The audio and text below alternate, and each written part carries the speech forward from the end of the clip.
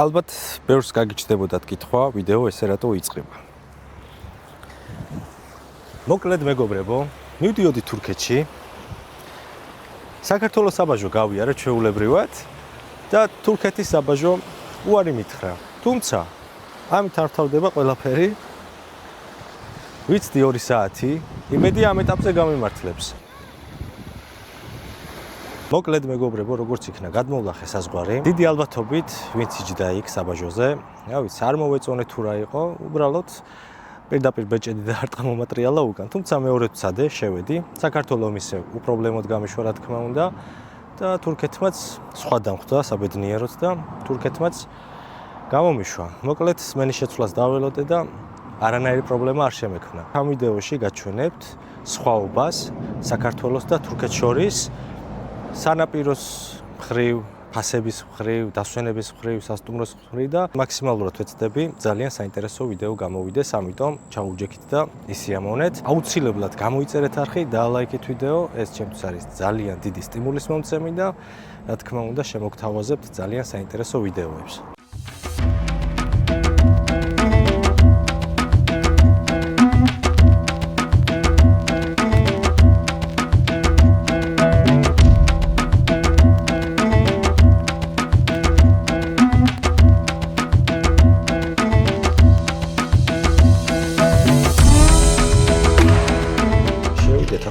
ვცნახოთ. ესეთი ნომრებია მეგობრებო. ეს არის ერთი ოთახი. ასე გამოიყურება თავისი სველი წერტილით. კონდიციონერი ერთ ოთახში. ეს კუხნა, სამზარეულო უფრო სწორად. ეს მისაღები და ესეც მეორე ოთახი მეგობრებო. აი ეს. ამ ოთახსაც თავისი სველი წერტილი აქვს. საკუთარი. აი ესე გამოიყურება. საკმაოდ კარგი ნომერია. ყველა ოთახს აქვს კონდიციონერი, მისაღებსაც ასევე, პლუს ტელევიზორები და ასე შემდეგ. Wi-Fi-ც არის და ყველანაირი კომფორტია მოკლედ. გამოვედი ქალაქში, მოკლედ თურქეთში ძირითადად ქსელური მაღაზიები, რომელიც არის ესენია. შოკი, ბიმი, 101 და ეგეთი მაღაზიები. ანუ ესენი არის როგორი, აი საქართველოში როა მაგნიტი, ორინაბიჯი, გვირილა და ასე შემდეგ. ძალიან ხშირად შეხვდებათ და ფასებიც მისაღებია, იაფია პროდუქცია და თითქმის ყველა უბანშია. ეხლა ტრაბზონში ვარ, როგორც იცით და ტრაბზონშიც რა ვიცი, ანუ ყველა უბანში სადაც არ უნდა გაიაროთ, ყველა უბანში შევხვდებით ამ მაღაზიებს. აი ეს არის მეგობრებო 101 მაღაზია. მოკლედ შემოვედი ერთ-ერთ მაღაზიაში 101-ში და ვნახოთ ახლა ფასებს გადავხედოთ. აი მეგობრებო, ავიღოთ ახლა არიელი 4 კილოიანი ღირს 239 ლირა. სარეცხი ფხვნილი. აქ ჰალვა წერია. ჩვენთან ტაიდია, ხო? ეს ღირს 419 ლირა. აი ესეთი ხელსახოცები ღირს 99 ლირა. აი კოკა-კოლა და პეპსი. ორნახევრიანი ღირს 70 ლირა. აბა ხილბოსტანი ვნახოთ ახლა. ხახვი 12 ლირა ღირს. არა, 8.90 აქციაშია. კარტოფილი ღირს 11 ლირა. ბანანი 99 ლირა. პომიდორი ღირს 35 ლირა. ასევე აი პური, ჩვენ ამ პურს მივირთმევთ ხოლმე, დაჭრილი, არა ეს პატარაა კიდე, ცოტა მოზრდილებია ხოლმე. ხო, აი ეს პური. აი მეგობრებო 550 გრამიანი ღირს 38 ლირა. ძალიან კარგია. გემრიელია ძალიან. ქვილი 2 კილოიანი 59 ლირა. ეს არის ერთ-ერთი ქსელური მაღაზია, ანუ ესენი კონკურენციას უწევენ ფასებში ერთმანეთს. ზოგ მაღაზიაში პირობითად ზეთი უფრო იაფი ღირს, ზოგ მაღაზიაში სარეცხის ფხვნილი. ამიტომ თუ თურქეთში წამოხალთ ხოლმე, ერთ მაღაზიაში არ შეიძინოთ ყველაფერი, გადახედეთ ხოლმე და მაგის მიხედვით გამოიარეთ და ისე შეიძინეთ ხოლმე პროდუქცია. ჩამოვედი სანაპიროზე, აი ესეთი ლამაზი მშვენიერი ადგილია. ანუ სიწყნარეა, სიმშვიდეა, ჩვენი ზღვისპირა ქალაქებისგან შედარებით, ხალხი ძალიან ცოტაა და ასე ვთქვათ, შესაძლებლობა გაქვს იმის, რომ გაშალო პირსახოცი იქნება, შეზლონგი იქნება და მშვიდად მოისვენო. ანუ ადგილები ძალიან ბევრია. ქვიშიანი სანაპიროა, წყალიც საკმაოდ სუფთაა და მოკლედ ძალიან სასიამოვნო ადგილია. სანაპიროს ვერ გაჩვენებთ ზემოდან დრონის კადრებით, რადგან აეროპორტი არის ჩემგან 1 კილომეტრში და ანუ წითელი ზონა გამოდის ეს ტერიტორია და სამწუხაროდ არ შემიძლია და ვერ ავაფრენ უსაფრთხოებიდან გამომდინარე, თორე ულამაზესი ადგილია მართლა. აი ესე ქალაქის ხედია პირდაპირ, მთებია უკან. ხო, ისე არ გამიგოთ მეგობრებო, რომ რაღაც საქართველოს არ ვარგან, საქართველოს ცუდია. მე უბრალოდ ვადარებ სიტუაციიდან გამომდინარე ვიძახი ამ ყველაფერს. ანუ ეს ვიდეო ემსახურება იმას, რომ თქვენ გირჩიოთ, სად ჯობს დასვენება და სად უფრო უკეთესი იქნება და სად უფრო კომფორტული იქნება. თითქმის ერთი და იგივე თანხა გჭირდება, რაც საქართველოში, იგივე გჭირდება აქაც, რომ ჩამოვიდე და დავისვენოთ, ხო? მეც წინა წელს ვიყავი, წელს რაღაცები შეცვლილი დამხვდა, ისე არ დამხვდა ყველაფერი. ნელ-ნელა ვარკვევ ყველაფერს და თქვენც რა თქმა უნდა გაგიზიარებთ ყველაფერს და საერთო ჯამში გადავწყვიტოთ, ღირს თუ არა საერთოდ აქ წამოსვლა და ჯობია თუ არა ეს სანაპირო თუ ისევ საქართველოში დარჩენა მოკლედ.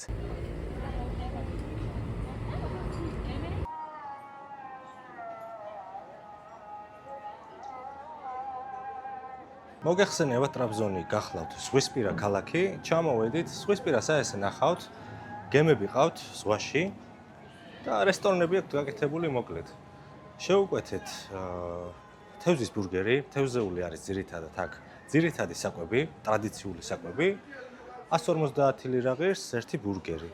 150 ლირა გამოდის დაახლოებით 10 ლარი. ნორმალური ფასია და პლუს ჩაი გამოდის 15 ლირა. ესე გამოიყურება ჩვენი თევზის ბურგერი, მაგრამ თევზი სად არის? აი თევზი. ესე ჩვენი თურქული ჩაი. მოკლედ მივირთვით. გემრიელი იყო, ცუდი არ იყო. სასიამოვნო იყო მოკლედ. რაღაცნაირ თურქული ვაიბი წამოიღო. რამოდენიმე წუთი თურქულად ვლაპარაკობდი, განსაკუთრებით ჩაის დალევის შემდეგ. საკმაოდ იაფია მოკლედ. აი ამ შვენიერ ადგილზე შეგიძლიათ მიირთვათ ძალიან ბიუჯეტურად და გემრიელად. დანარჩენი გავაგრძელოთ ხვალ.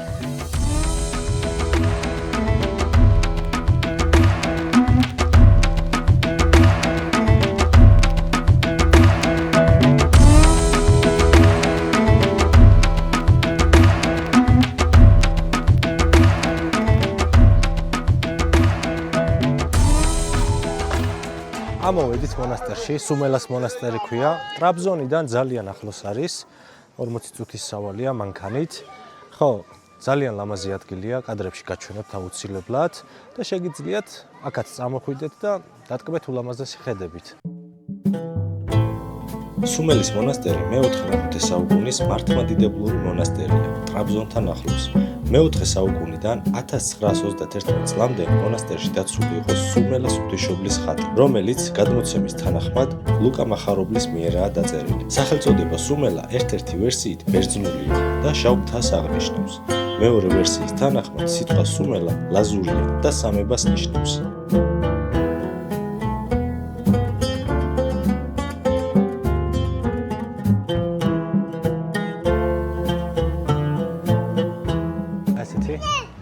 ადგილია, კაფეც არის აქ. დაახლოებით 500 მეტრი ვიარეთ ფეხით. სადაც გავჩერდით მარშრუტკით, იქიდან 500 მეტრი ფეხით ვიარეთ. ულამაზესი ხედები იშლება აქეთ და არა მარტო აქეთ მთელი გზა არის ძალიან ლამაზი ტყე. ტრაფიკების ობიექტები რაც არის, ძირითადად არის როგორც საქართველოში, სიმინდი, ჩიფსი და ასე შემდეგ. ტრადიციული არ იყიდება ესეთ ადგილებში. რასაც დავაკვირდი, ვერ ვნახე. აი ესეთ მიკროავტობუსს ამოყავხარ აქამდე და ასევე უკან გაბრუნებს ასეთი მიკროავტობუსი. თუმცა უნდა მოერიდო თორე შეიძლება დაგეჯახოს. აი ესეთი შესასვლელია. აი ესე უნდა ახვიდეთ. აქ დგებიან მიკროავტობუსები და ადიხართ პირდაპირ მონასტერში. მონასტერი არის სადღაც აი იქით.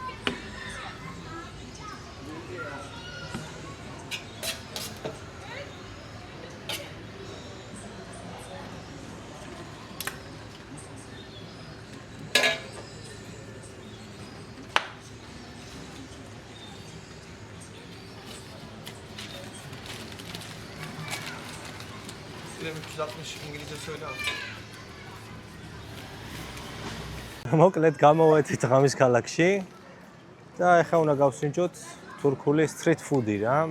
ქუჩაში რასაც აკეთებენ, ეს არის დონერი, განთქმული თურქეთში. უნდა დავაგემოვნოთ, ნახავდით გაკეთების ვიდეოს როგორ კეთდება.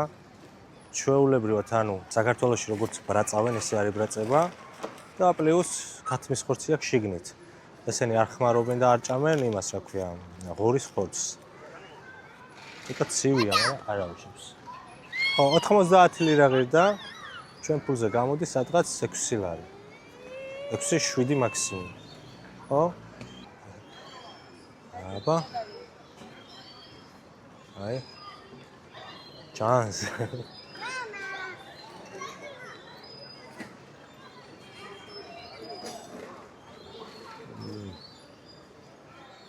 აია. გემრიელია. მოკლედ ეს იყო ჩვენი საღამოს გამოსვლა. მოვიარეთ მოლები, დავათვალიერეთ, ფასებს გადავხედეთ, რაღაცეებს შევიძინეთ.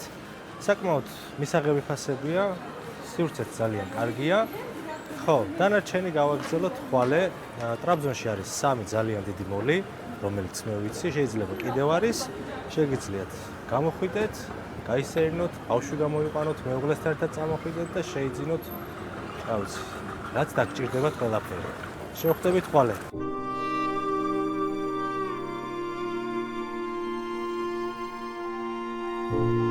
ამოვიდით მეგობრებო შემდეგ ლოკაციაზე. ეს არის ჩალქეივი, ანუ ღვიმე. ტრაბზონიდან არის 50 კილომეტრში, ზღვის დონიდან არის 1050 მეტრის სიმაღლეზე. ულამაზესი ბუნებაა მთელი გზა და ასევე აქედანაც ულამაზესი ხედები იშლება. ჩალის მღვიმე მდებარეობს თურქეთის ჩრდილო-აღმოსავლეთში, ზღვის დონიდან დაახლოებით 1050-1116 მეტრის სიმაღლეზე, ტრაბზონთან ახლოს. ითვლება მსოფლიოში ერთ-ერთ ყველაზე დიდ მღვიმედ. ფართოვდება დაახლოებით 8 კილომეტრის სიგრძეზე. ტურისტებისთვის ხელმისაწვდომია 1 კილომეტრიანი გზა. აქ შედის ორი ძირითადი გასასვლელი. ერთ-ერთი არის 400 მეტრი, ხოლო მეორე 150 მეტრი. ეს მღვიმე დაახლოებით 8 მილიონი წლის წინ ჩამოყალიბდა. ვიყავით მღვიმეში, დავათვალიერეთ. ცუდი არ იყო ყოველ შემთხვევაში, კარგი იყო. ხო, ეხლა ჩამოვედით მღვიმიდან დაახლოებით 20 მეტრში არის, რა ვიცი, რესტორნების ტრაფიკება. ეხლა ველოდებით ჩაის, თურქული ჩაი უნდა გავსინჯოთ, დავაგემოვნოთ და ცოტა გავთბეთ, იმიტომ რომ ციოდა, ძალიან ციოდა შიგნით და ცოტა გვაკვდა რომ არ გავყინულიყავით და მოკლედ, რა ვიცი, ძალიან კარგი ადგილია, სასიამოვნო ადგილია, ლამაზი ხედებია პირველ რიგში და გესიამოვნებათ მოკლედ თუ იქნებით ტრაბზონში აუცილებლად უნდა ამოხვიდეთ ამ ადგილზე და აუცილებლად უნდა ესტუმროთ ამ ადგილსაც.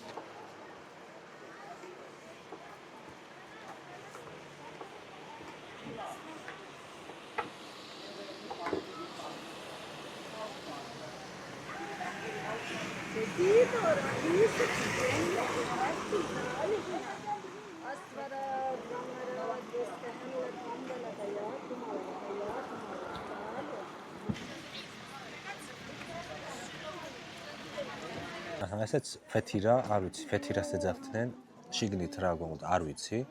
ეს ღირდა 100 ლირა. საბოლოო ჯამში დაახლოებით 15 ლარი დაჯდა ეს ყველაფერი.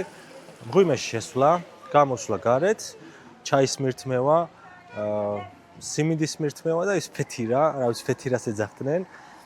15 ლარი, მაქსიმუმ 20 ლარი. გამოხვალთ ისიამოვნებთ, პლუს შიგნით მღვიმეშიც გესიამოვნებათ მოკლედ რა. ესეც ტრაბზონის ბაზარი, რომელიც მდებარეობს მეიდანზე, სადაც არ უნდა იკითხოთ, ყველანი მოგასწავლიან ამ ადგილს. მეიდანი არის ცენტრი, ტრაბზონის ცენტრი და შეგიძლიათ მოხვიდეთ, რა ვიცი, ყველანაირი თურქული ტრადიციული საკვები და ამ შემდეგ ანსაცმელები საკმაოდ იაფად. რა ვიცი, ბევრი რაღაცა მოკლედ შეგიძლიათ შეიძინოთ ასევე ტრაბზონის ბაზარში. ხალხსაც გეტყვით მეგობრებო, ძალიან მეგობრული ხალხია. თავაზიანი და რა ვიცი, ანუ ურთიერთობაში და კონტაქტში ძალიან კარგად შემოდიან. უხეში ხალხი არ არის, რაც თავარია და ცდილობენ რომ გაგაგებინონ და აგიხსნა. თურქული არ ვიცი, ძირითადად აქ თურქულად ლაპარაკობენ, ინგლისურად რო ელაპარაკები, პასუხს არ გცემენ, ნუ გცემენ, მაგრამ მაინც თავს არიდებენ. ძირითადად თურქულად გელაპარაკებიან და მოკლედ უხეში ხალხი არ არის საბოლოო ჯამში და ასე ვთქვათ, გესიამოვნებათ მათთან საუბარი. ეხლა უხეშს რა თქმა უნდა ყველგან შევხვდებით, მაგრამ ძირითადად მაინც ნორმალური და წესიერი ხალხია. ფასებს რაც შეეხება, ფასები ნორმალური ფასებია. ანუ კატასტროფული ფასები არ არის, დაახლოებით 15 ლარიდან იწყება, 10 ლარიდან, გააჩნია რა გინდათ.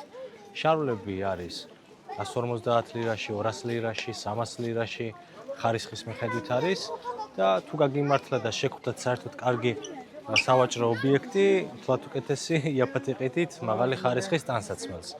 მოკლედ, საქართველოსთან შედარებით მაინც ბიუჯეტური ადგილია და მაინც ბიუჯეტურად გამოგდის შეძენა, რადგან საქართველოში ნორმალური ხარისხის შარვალი რო იყიდო მინიმუმ 80 ლარი, მაინც გინდა 70 ლარი ბაზრებში, ბაზრობებზე და აქ კიდევ 40 ლარში იყიდი 30 ლარშიც მაღალი ხარისხის შარვალს. ზოგადად თურქეთში ფეხსაცმელები ძვირია, ძვირები ღირს, იგივე ღირს რაც საქართველოში.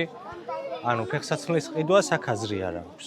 თუ ძალიან არ მოგეწონა, ისევ ჯობია საქართველოში შეიძინოთ. თუმცა ტანსაცმელი ძალიან იაფია, იმიტომ რომ ზოგადად თურქეთი განთქმულია მაგით, რომ თავიანთი საწარმოები აქვს უამრავი და ამიტომ ჯდება ძალიან იაფი.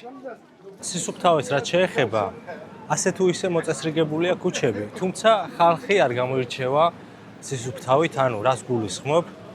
როდესაც მანქანით მოძრაობდი, ან ქუჩაში დავდივარ, ჩვეულებრივად ისვრიან ყველაფერს, რაც ხელში უჭირავთ, მანქანიდან გადმოაგდებენ, დაყრიან ძირს, მოკლედ არ უფრთხილდებიან. სავარაუდოდ არ უყვართ სისუფთავე. თუმცა ქუჩებზე მაინც ზრუნავენ, ასე თუ ისე, ალბათ თვითონ თურქეთი. ესეც ქართველებისთვის ყველაზე ცნობილი ქალაქი თურქეთში, ქემალ-ფაშა, რომელიც საქართველოს საზღვრიდან 10 წუთის სავალზეა. ქართველები ამ ადგილზე გადმოდიან სავაჭროდ, იმიტომ რომ ძალიან იაფია. ძირითადად დასავლეთში ვინც ცხოვრობს, შაბათ-კვირას მოდიან ხოლმე, პროდუქტს იმარაგებენ და გადადიან უკანასო. ალბათ ყველასთვის ნაცნობი ადგილი იქნება, განსაკუთრებით ვინც დასავლეთში ცხოვრობს. მოკლედ, ეს იყო ჩვენი თურქეთში მოგზაურობის ვიდეო და გონი ასე თუ ისე გავიგეთ და დავასკვენით, რომ საკამაოდ იაფია თურქეთი.